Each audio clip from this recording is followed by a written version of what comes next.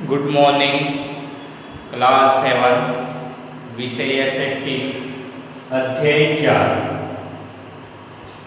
दिल्ली के सुल्तान। अध्याय का नाम है दिल्ली के सुल्तान। दिल्ली के सुल्तान सल्तनत युग इस 1206 से 1526 के मध्य का जो समय है, जो दिल्ली पर शासन किया है, उसको सल्तनत युग के नाम से जानते हैं। 1206 से 1526 के मध्य जो शासन की अवधि रही, उसको किस नाम से जानते हैं? सल्तनत युग के नाम से जानते हैं। सल्तनत युग में 5 वंशों के शासकों ने शासन किया है दिल्ली पर। सल्तनत काल में कितने वंशों ने शासन किया भारत पर? 5 वंश के शासकों ने शासन किया, जिनका समय था 1206 से 1526 तक। ये 5 वंश कौन कौन से थे? गुलाम वंश, तुगलक वंश, खिलजी वंश, सैयद वंश और लोधी वंश। इन 5 वंशों का जो कार्यकाल है 1206 से लेकर 1526 तक, उस समय को सल्तनत युग के नाम से जाना जाता है। इनमें हम जैसे पहले वाले अध्याय में पढ़ा था हमने कि मोहम्मद गोरी और पृथ्वीराज तृतीय के मध्य 2 युद्ध हुए। इतिहास में 2 प्रसिद्ध युद्ध हुए, वह है तराइन का प्रथम युद्ध और तराइन का द्वितीय युद्ध। तराइन का प्रथम युद्ध 1191 में होता है और तराइन का द्वितीय युद्ध 1192 में होता है। दोनों युद्ध मोहम्मद गोरी और पृथ्वीराज तृतीय के मध्य होते हैं। प्रथम युद्ध में पृथ्वीराज तृतीय विजय होता है और द्वितीय तराइन का जो द्वितीय युद्ध 1192 में, उसमें पृथ्वीराज पराजित होता है और मोहम्मद गोरी विजय होता है। मोहम्मद गोरी खान का अफगानिस्तान के गौर प्रदेश का एक छोटा सा परगना था, उसका शासक था, जो भारत के बारे में उसने अनेक दिलचस्प कहानियां सुन रखी थी अपने पूर्वजों से, कि भारत में जो मंदिर है उनमें अधिक धन है, संपदा है, उस वहाँ अच्छी लोग समाज रहते हैं, धन पूर्ण संपन्न भारत है, मंदिर हैं जो धन खजानों से भरे हुए हैं। तो ये बात उसने सुन रखी थी, तो इसको प्राप्त करने के लिए वो भारत पर आक्रमण करता है। मोहम्मद गोरी को जो गुजरात का भीमदेव सोलंकी शासक था, उसके हाथों से पराजित होता है। कन्नौज का जो शासक था जयचंद, उसको 1194 में युद्ध में पराजित करके वीर गति को प्राप्त करके कन्नौज को भी अपने अधिकार में कर लेता है। तो मोहम्मद गोरी का जो शासन था, अफगानिस्तान से लेकर पूर्व में वाराणसी जो बनारस है वहां तक इसका साम्राज्य फैल चुका था। अब बनारस तक अपने अधिकार करने के बाद मोहम्मद गोरी वापस अपने प्रदेश लौटता है और यहाँ जो उसका गुलाम था कुतुबुद्दीन ऐबक को गवर्नर बनाकर भारत में छोड़ जाता है। जैसे ही पृथ्वीराज मोहम्मद गोरी की मृत्यु होती है, तो जो कुतुबुद्दीन ऐबक था, जो लाहौर में था उस समय, वो अपने आप को दिल्ली का और लाहौर का क्या कर लेता है? सम्राट घोषित कर लेता है, राजा घोषित कर लेता है। यानी मोहम्मद गोरी की मृत्यु हो जाती है 1206 में, और कुतुबुद्दीन जो उसका गुलाम था, वो अपने आप को राजा या शासक दिल्ली का घोषित कर लेता है। तो 1206 से ही गुलाम वंश की स्थापना होती है।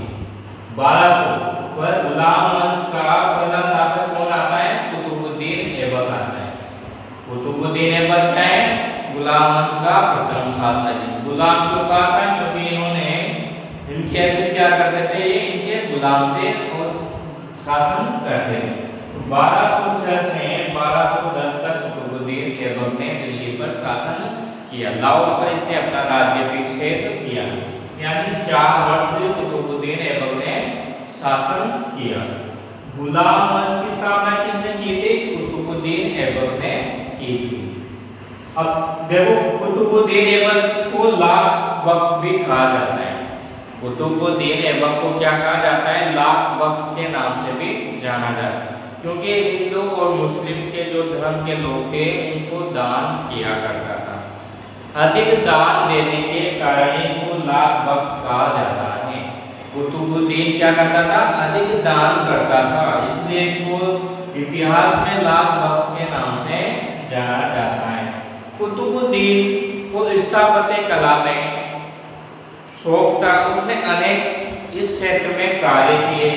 कुतुब मीनार जो दिल्ली में, कुतुब मीनार कहाँ है? दिल्ली में, जो सबसे बड़ी विशाल मीनार है, इसका निर्माण कार्य इसने प्रारंभ किया। पहली मंजिल तो इसने बनाई, पर इसकी मृत्यु हो जाती है और कुतुब मीनार को पूरा कौन करता है? इसके बाद बनता है इल्तुतमिश को पूरा करता है। तो कुतुब मीनार का निर्माण प्रारंभ तो कुतुबुद्दीन ऐबक ने किया और इसका निर्माण पूरा इल्तुतमिश ने किया। अजमेर में अडाई दिन का झोपड़ा, अडाई दिन का झोपड़ा कहाँ है? अजमेर में। अडाई दिन का झोपड़ा अजमेर में है, जो इसने बनवाया। कुतुल इस्लाम मस्जिद है जो दिल्ली में, कुतुब मीनार कुतुल इस्लाम मस्जिद कहाँ है? दिल्ली में, ऐबक ने बनवाई। अब इसकी मृत्यु कैसे हुई? पोलो। अब पोलो खेलते तो घोड़े पे बैठ के खेलते, तो पोलो खेलते समय घोड़े से गिरने से कुतुबुद्दीन की मृत्यु 1210 में होती है। 1210 में होती है। तो कुतुबुद्दीन ऐबक ने किसकी स्थापना की थी? गुलामों। तो सबसे पहले सल्तनत काल में कौन सा वंश आता है? गुलामों। गुलाम वंश है, उसके भी अन्य नाम, इसको इल्बरी वंश भी कहते हैं, दास वंश भी कहते हैं। 1210 से 10 तक इसका शासन है और एक कुतुब मीनार, अडाई दिन का झोपड़ा, कुतुल इस्लाम मस्जिद, इनका निर्माण करवाया है। इसके बाद देखें इल्तुतमिश। इसके बाद शासक कौन बनता है? दूसरा गुलाम वंश का इल्तुतमिश बनता है, जो इसका दामाद था। इल्तुतमिश कुतुबुद्दीन ऐबक का क्या था? दामाद था, जमाई था।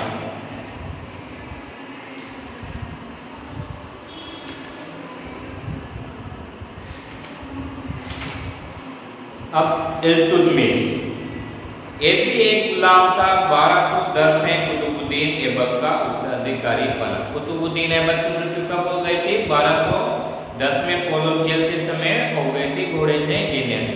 तो 1210 में शासक बनता है इल्तुतमिश।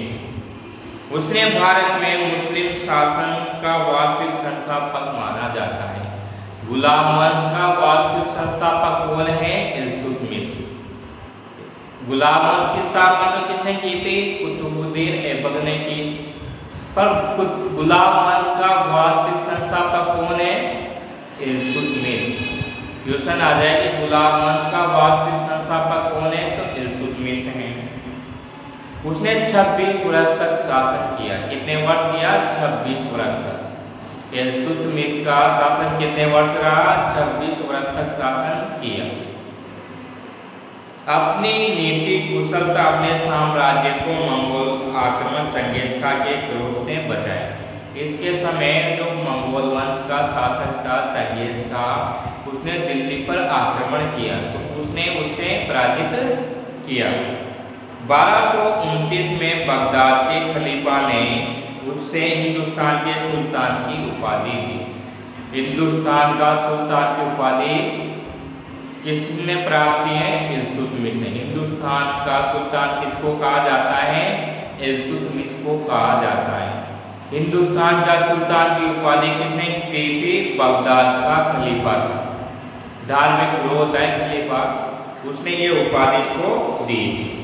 इल्तुतमिश ने अपनी सरकार का संगठन किया, अनेक सुधार किए, कुलीन वर्ग के 40 सरदारों का गठन किया। कुलीन वर्ग के जो सरदार थे उनका गठन किया, उसको किस नाम से जाना जाता है? चालीसा गठन के नाम से जाना जाता है।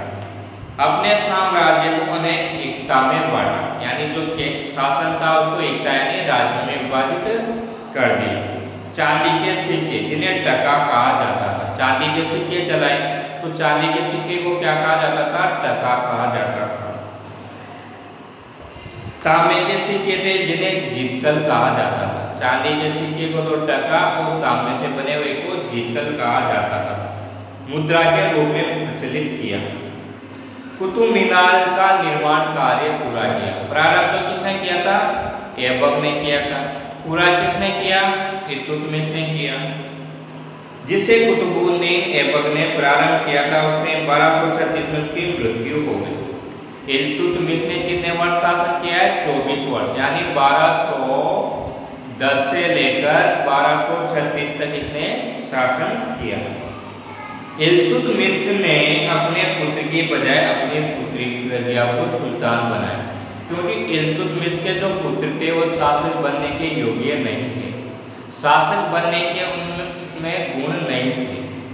इसलिए उनकी अयोग्यता को देखकर रजिया सुल्ताना को दिल्ली का शासक बना दिया। यानी सल्तनत काल की प्रथम महिला शासिका कौन है?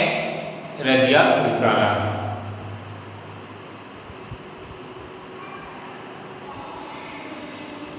तो दूसरा कौन सा है अपने पास शासक? कुतुबुद्दीन ऐबक के बाद इल्तुतमिश। दूसरा शासक आता है अपने पास इल्तुतमिश। इसका शासन कार्यकाल है 1210 से लेकर 1236 तक। 1210 से लेकर 1236 तक इल्तुतमिश का क्या है? कार्यकाल। गुलाम वंश का वास्तविक संस्थापक है। गुलाम वंश का वास्तविक संस्थापक।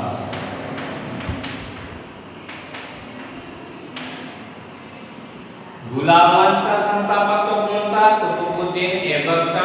वास्तविक संस्थापक की बात आती है, वास्तविक संस्थापक शब्द आ जाए तो क्या लगाना है? इल्तुतमिश लगाना है। राज्य को एकता प्रणाली प्रारंभ की, यानी अपने राज्य को एकता में विभाजित कर दिया। 40 गुलामों का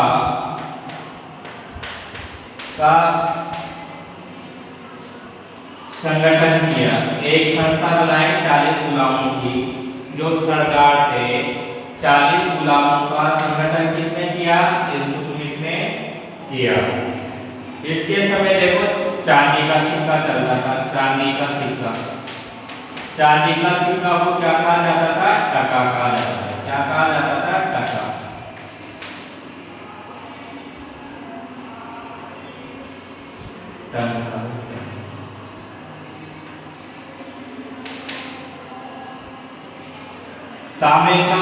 तांबा का सिक्का था, उसको क्या कहा जाता था? जित्तल कहा जाता था। क्या कहा जाता था? जित्तल।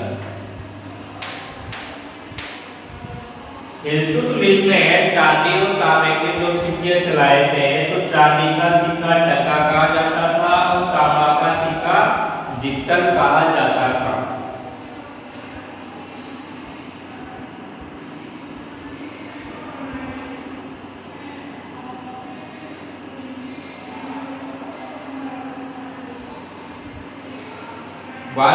में इसकी मृत्यु हो गई थी। तो गुलाम वंश का वास्तविक संस्थापक कौन है? एकता प्रणाली किसने प्रारंभ की? 40 गुलामों का संगठन किसने बनाया? चांदी का सिक्का को क्या कहा जाता था? टका। तांबे के सिक्के को क्या कहा जाता है? जित्तल। और जो कुतुब मीनार है उसका निर्माण कार्य पूरा करवाया। यानी इल्तुतमिश किसका दामाद था? कुतुबुद्दीन ऐबक का इल्तुतमिश दामाद था, जिसने शासन किया 1210 से 1236 तक। तो ये वास्तविक संस्थापक, एकता प्रणाली, 40 गुलामों का संगठन, चांदी का सिक्का, तांबा का सिक्का इसने चलाया था। और 1236 में इसकी क्या हो जाती है, मृत्यु हो जाती है। इसके बाद के जो शासक हैं वह उनका अध्ययन हम कल वाली कक्षा में करेंगे। तो दिल्ली में सुल्तान, दिल्ली के सुल्तान। अब उस 1206 से 1526 के मध्य के समय को सल्तनती युग के नाम से जाना जाता है, जिसमें 5 वंशों ने शासन किया है: गुलाम वंश, तुगलक वंश, खिलजी वंश, सैयद वंश और लोदी वंश। हमने गुलाम वंश में 2 शासक पढ़े आज, कुतुबुद्दीन ऐबक पढ़ा। कुतुबुद्दीन ऐबक मोहम्मद गोरी के बाद शासक बनता है जो उसका गुलाम था। 1206 से 10 तक शासन किया, 4 वर्ष शासन किया। उसको लाल बख्श के नाम से जाना जाता है क्योंकि वो अधिक दान करता था। कुतुबुद्दीन ऐबक ने कुतुब मीनार का कार्य प्रारंभ किया। 28 दिन का झोपड़ा अजमेर में वो बनवाया और पोलो खेलते समय उसकी मृत्यु हो गई। दिल्ली में कुवल इस्लाम मस्जिद का निर्माण करवाया। उसके बाद आपके तो इसके बाद तीसरा शासक के बारे में रजिया सुल्ताना के बारे में कल अध्ययन करेंगे।